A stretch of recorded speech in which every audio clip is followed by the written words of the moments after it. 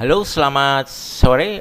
Balik lagi ke channel saya, rekan trader crypto, Private Forex Indonesia. Apa kabar kalian hari ini? Semoga kalian semua sehat ya. Em, Balik lagi ke chart crypto ya teman-teman. Kita akan kembali membuat analisa dan juga mencoba berstrategi di eh, pair Bitcoin versus US dollar ya. Nanti di video ini saya juga mau sharing portofolio trading saya untuk aset-aset kripto apa aja yang saya beli dan nanti saya akan sharing ya. Dan kemudian alasan kenapa uang saya yang ada di Binance saya pindahin sementara ke Indodax ya, hampir 80 atau 90% dari uang saya ada di Indodax sekarang, nggak di Binance. Nanti saya akan jelasin juga alasannya.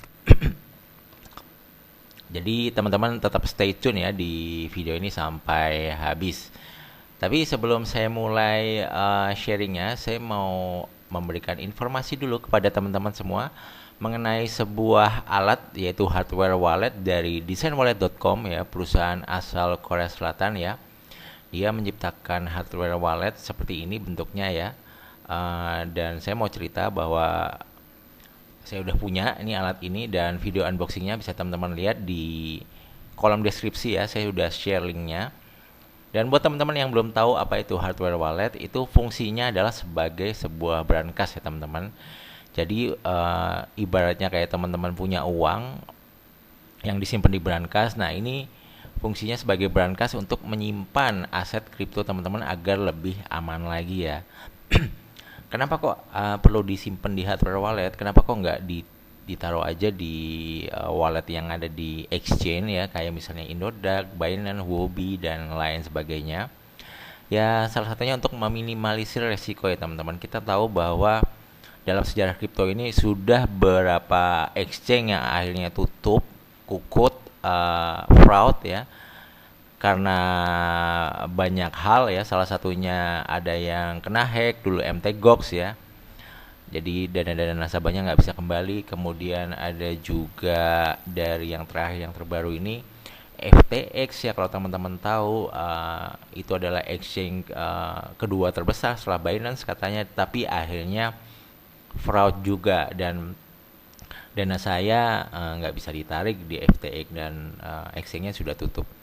Dan bukan hanya saya aja, saya cuman masih mending, cuman hilang $100, tapi teman saya ada yang hilang sampai $50.000 nggak bisa di WD, ada juga yang $18.000 nggak bisa di WD dari FTX. Nah maka dari itu supaya lebih aman, makanya perlu sebuah hardware wallet ini, dimana kalau misalnya di exchange kan kita nitipin dana kita di walletnya exchange ya, itu kan walletnya exchange. Tapi kalau hardware wallet ini walletnya itu adalah apa ya, kita disimpan di ledger gitu katanya. Si ledger itu ya intinya lebih lebih aman lah seperti itu ya. Jadi nggak mungkin ada tutup gitu loh walletnya gitu kan.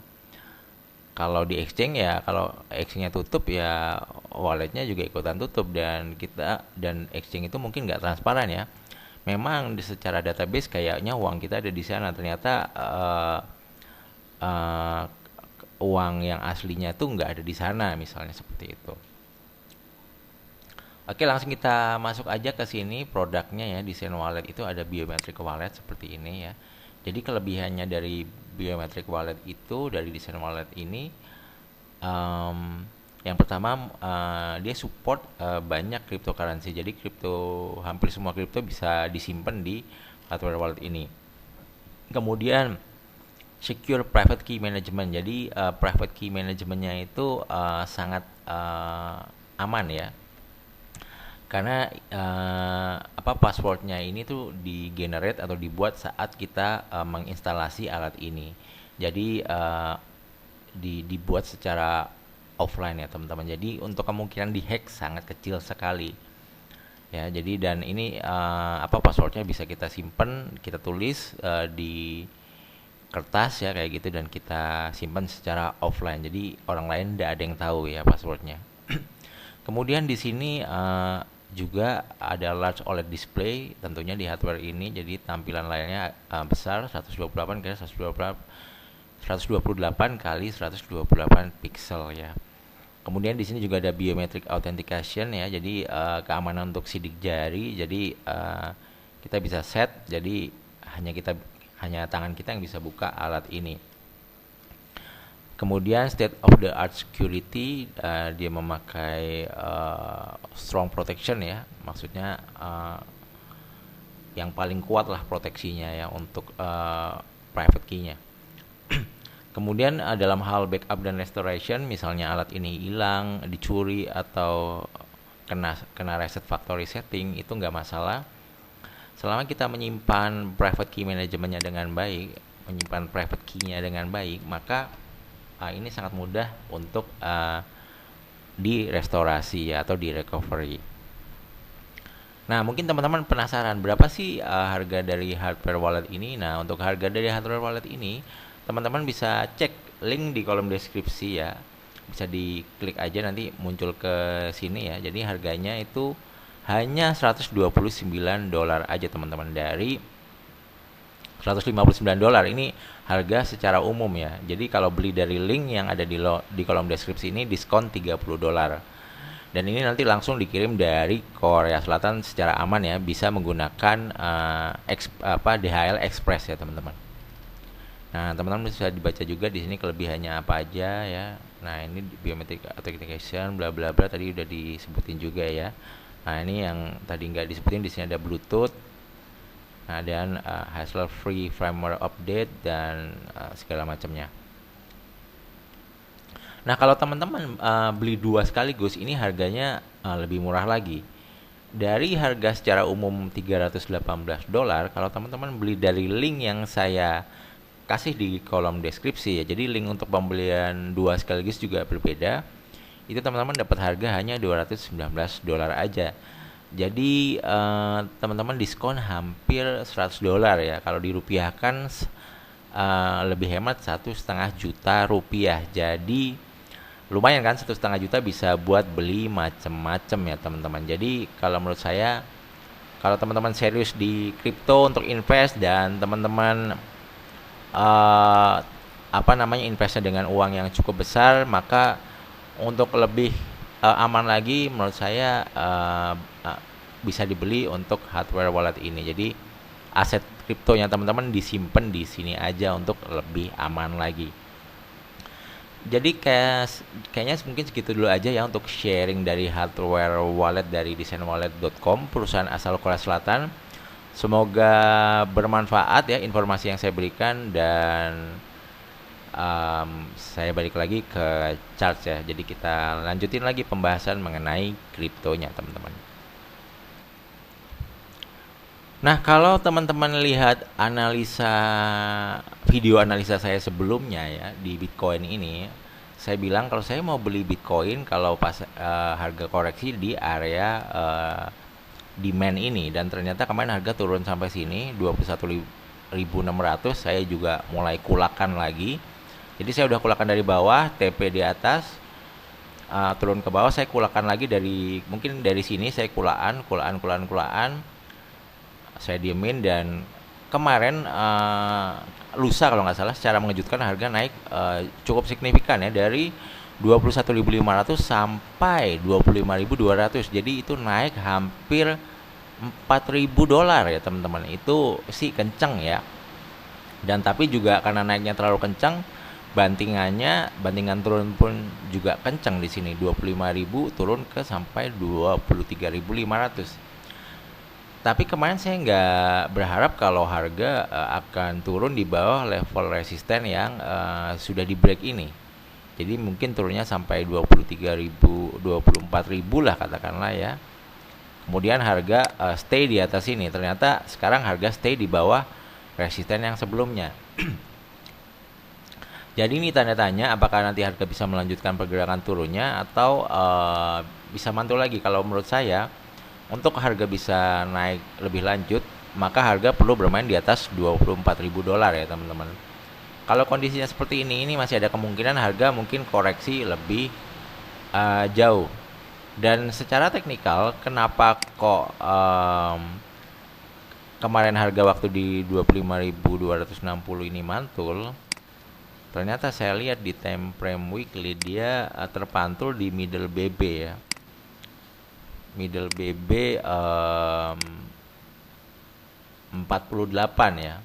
48 weeks ya. Nah ini. Jadi ini arahnya masih turun ya. Mid BB-nya atau moving average 48. Yang pertama dia mantul, kedua dia coba untuk break ke atas sana. Cuman dia masih tertahan. Kemungkinan kedepannya mungkin harga akan sideways dulu di kisaran sini.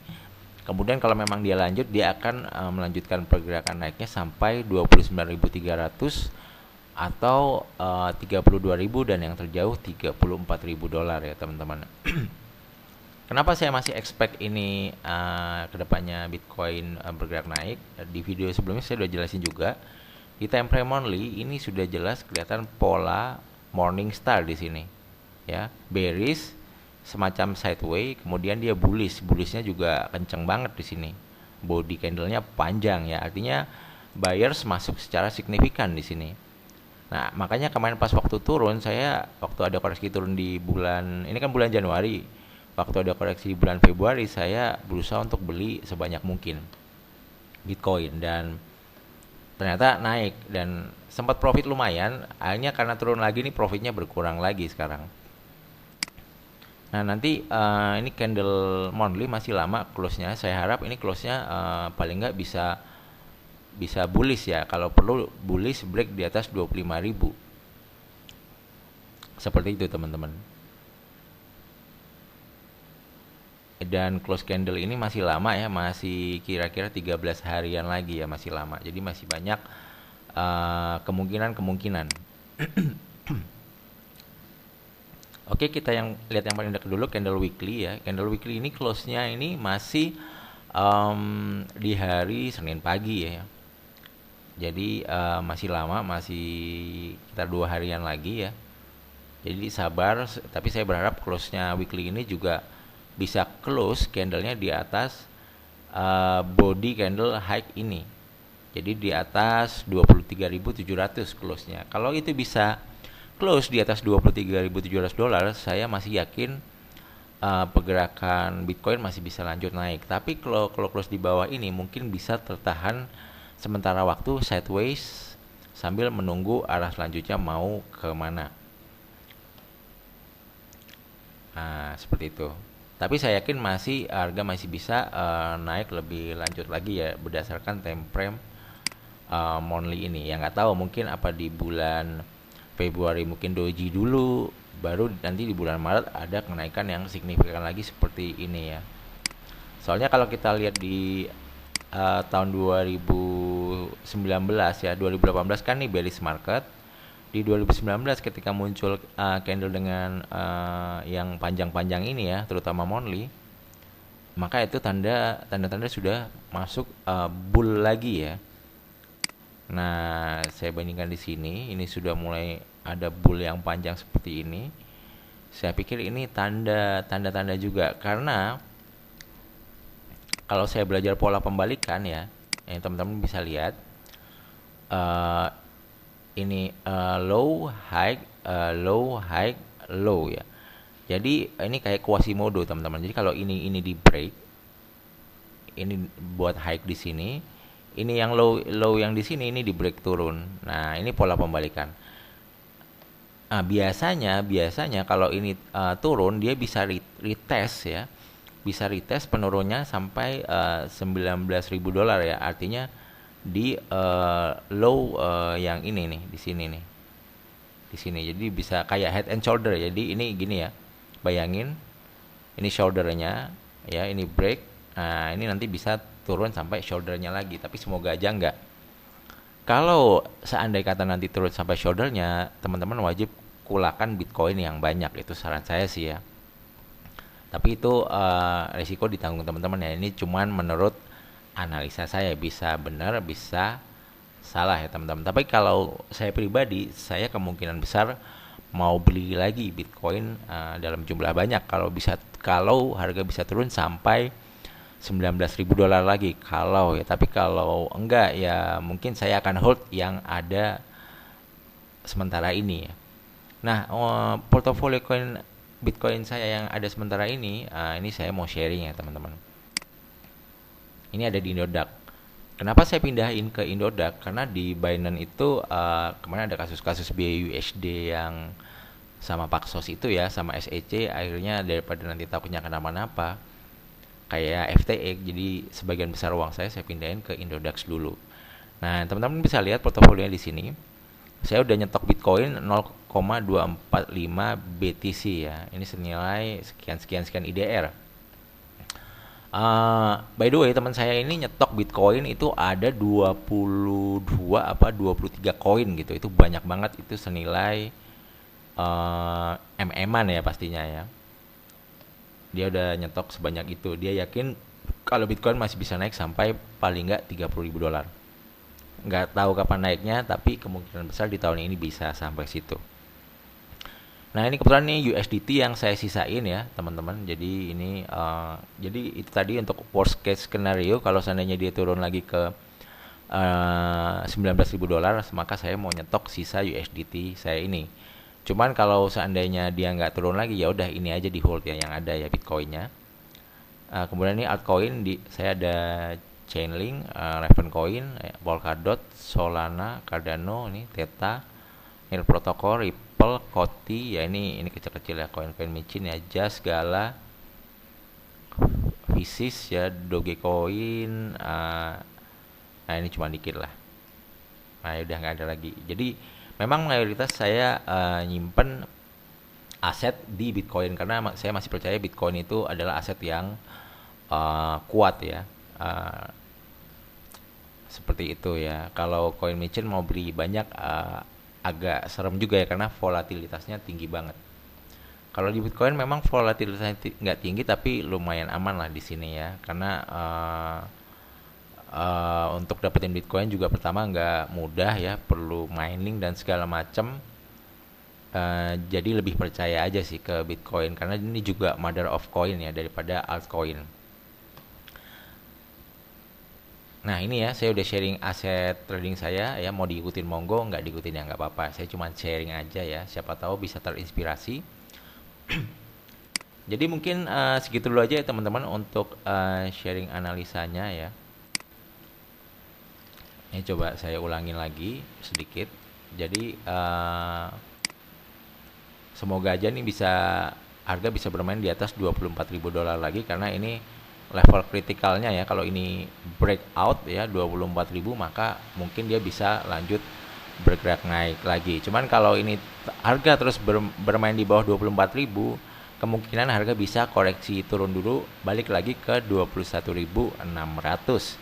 Jadi kalau sampai sini ya siap-siap untuk DCA lagi ya teman-teman, dollar cost averaging, nyicil investasi di Bitcoin. Oke teman-teman, semoga membantu videonya dan semoga teman-teman bisa cuan dan profit dari trading crypto ini. Yang terakhir jangan lupa untuk like, komen, dan subscribe. Sampai jumpa di video yang lain. See you, bye guys. Thank you.